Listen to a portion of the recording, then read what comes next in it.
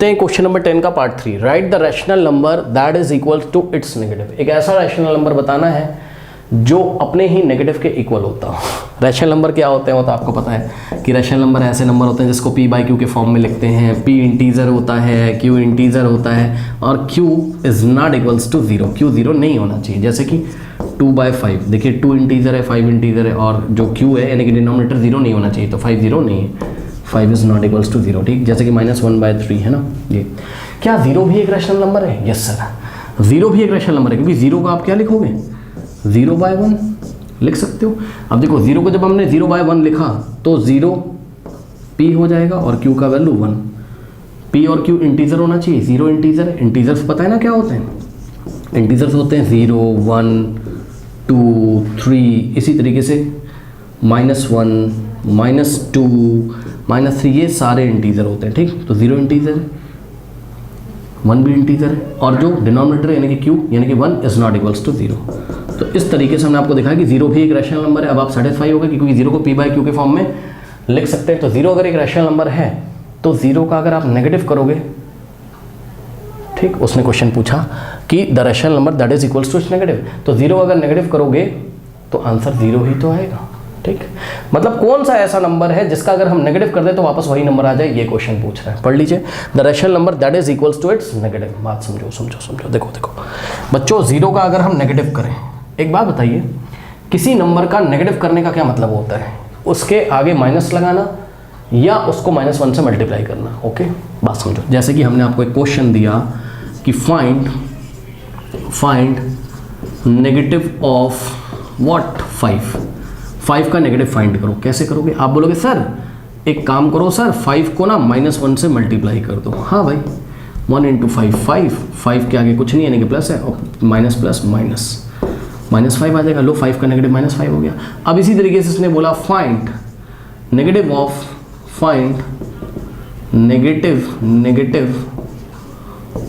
-5 पूछ लिया, तो कुछ नहीं करना है। -5 को उठा के किससे मल्टीप्लाई करेंगे? -1 से। तो आंसर आ जाएगा किसका? -5 का नेगेटिव। माइनस प्लस 1 × 5 + 5 का मतलब 5, यानी कि 5 क्या है? -5 का नेगेटिव है। ठीक, ओके।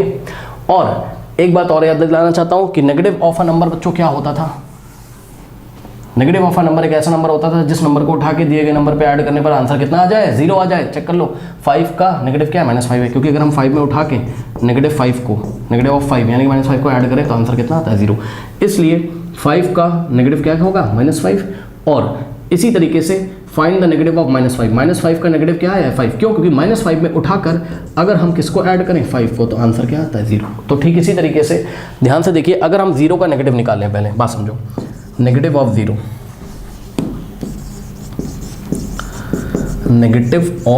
0 निकालने का मतलब ये है, कैसे निकालोगे कि 0 को उठाकर क्या करेंगे? -1 से मल्टीप्लाई करेंगे। लीजिए, अब एक बात बताइए, हमने तो ये पढ़ा हुआ है ना कि अगर हम 0 को उठा के किसी भी नंबर से मल्टीप्लाई करें या किसी भी नंबर को उठा के 0 से मल्टीप्लाई करें तो आंसर कितना आता है? 0। यानी कि -1 × 0 क्या आता है? 0। ये तो सबको पता होगा भाई। कोई भी नंबर आप उठा लीजिए बच्चों, 5 × 0 0 होता है, -5 × 0 भी 0 होता है, 7/2 × 0 भी 0 होता है। यानी कि किसी भी रैशनल नंबर को उठा के 0 से मल्टीप्लाई करोगे तो आंसर 0 होता है। ये बात तो सभी को पता है। तो जब मैंने 0 का नेगेटिव निकालने चला तो 0 के आगे -1 मुझे लगाना पड़ेगा मल्टीप्लाई में। ठीक, लेकिन मैंने तुरंत पढ़ा, मैंने कहा अरे भाई -1 × 0 तो क्या आना चाहिए? 0। तो -1 × 0 क्या आना चाहिए? 0। यानी कि बच्चों जब हमने 0 का क्या किया? नेगेटिव किया, तो वापस से क्या आ गया? 0 आ गया। यानी कि 0 इज द नेगेटिव ऑफ 0। 0 का नेगेटिव 0 ही होता है। अब सुनो, उसने हमको पढ़ाया था क्या कि नेगेटिव एक ऐसा नंबर होता है, मतलब दिए गए नंबर का नेगेटिव को एडिटिव इनवर्स भी बोलते हैं, याद है? ठीक, तो दिए गए नंबर का नेगेटिव नंबर एक ऐसा नंबर होता है जिस नंबर को उठा के दिए गए नंबर में ऐड करें तो आंसर 0 आना चाहिए। 5 का नेगेटिव -5 ऐड किया, 0 आ रहा है। -5 का -5 ऐड किया तो 0 आया। इसी तरीके से जब आपने बोल दिया है क्या, जब आपने बोल दिया है कि 0 इज द नेगेटिव ऑफ 0, मतलब 0 का नेगेटिव 0 होता है, तो अगर हम उठाकर दिए गए नंबर मतलब 0 में क्या ऐड करें? 0 का नेगेटिव ऐड करें। तो 0 में नेगेटिव ऑफ 0 ऐड करो और नेगेटिव ऑफ 0 क्या होता है? 0 ही होता है। तो 0 में 0 ऐड करने पर कितना आना चाहिए, 0 आना चाहिए। और हमें पता है अगर हम 0 में 0 ऐड करें तो आंसर 0 ही आता है। बच्चों हम आपको ये दिखाना चाहते हैं कि हमने बोला कि 0 एक ऐसा नंबर है जो अपने आप का ही नेगेटिव है, तो वो नेगेटिव वाली सारे कंडीशंस को सेटिस्फाई करना चाहिए। याद है अगर यहाँ पे कोई नंबर दिया हो तो ये नंबर है और ये क्या है, उस नंबर का नेगेटिव है, यानी कि ये क्या है, ये क्या है, ये नेगेटिव ऑफ द नंबर है। और आपने पढ़ा था कि number plus negative of number 0 आना चाहिए, आ तो रहा है 0 + 0 0, यानी कि ये जो 0 है ये 0 का क्या है, नेगेटिव है। तो हमें यहाँ पे आंसर ये लिखना पड़ेगा फाइनली। इतना आपको कुछ करके नहीं दिखाना, जस्ट मैं आपको सारी कंडीशन सेटिस्फाई करा रहा था। Okay, the rational number that is equals to its negative, तो 0 is the rational number, 0 is the rational number that is equals to its negative, that is